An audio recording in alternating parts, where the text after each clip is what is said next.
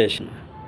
सज्जनों, आपके आसपास में पेड़ पौधे, पशु पक्षी, मनुष्य आदि सब कुछ देख रहे होंगे और आपके घर के अंदर भी पशु पक्षियों का आगमन होगा, लोगों का आगमन होगा।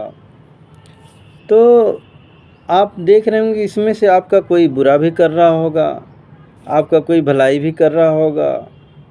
लोग देखते हैं कि इन पशु पक्षी पेड़ पौधों को मारते भी हैं, भगाते भी हैं, कुछ लोग काट काट करके खा भी जाते हैं। तो ये सब जानते हैं ये क्यों होता है। ये हमारे ही पिछले जन्मों से जुड़े हुए लोग रहते हैं और कुछ नया क्रम बंधन भी रहता है। इसको क्रम बंधन बोला जाता है।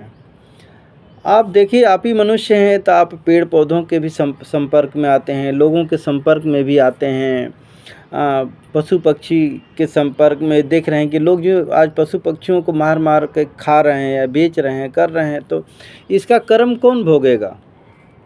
यही बात तो वाल्मीकि जी को समझाया गया था कि भाई ये जो मार काट हिंसा कर रहे हो इसका फल भोगना पड़ेगा। वो गए पूछने की परिवार में, भोगोगे? बोले नहीं, हम क्यों साथ देंगे, तुम्हारा कर्म तुम जानो।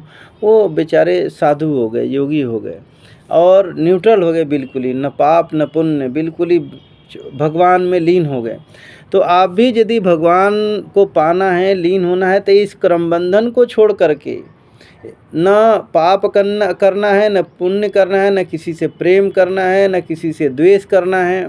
केवल भगवान में एकदम लीन हो जाना है और सभी जीव जंतुओं के लिए अच्छा विचार रखिए, उनका सहयोग करिए, उनकी भलाई करिए, निस्वार्थ, बिना स्वार्थ के। यदि मतलब से करेंगे तो फिर कर्म बंधन बंधेगा और फिर से आना पड़ेगा। चाहे आप पशु बन के आएँ, पक्षी बन के आएँ, कीड़े बन के आएँ, मकोड़े बन के आएँ, पेड़ पौधे बन के आए आएँ, या चाहे आपका भाई बंधु सखा।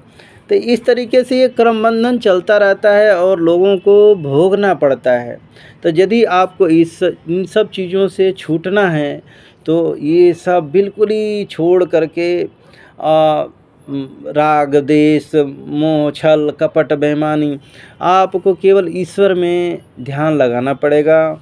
और किसी के साथ अन्याय दुराचार आज देख रहे हैं कि जाति के नाम पर, पंथ के नाम पर लोग कर रहे हैं। तो इन सब यही तो भवबंधन है, इसी को क्रम बंधन कहा गया है। इसको काटना पड़ता है, जब तक इसको काटेंगे नहीं तब तक आपको मुक्ति मिलेगा नहीं। अपने ही परिवार में जय श्री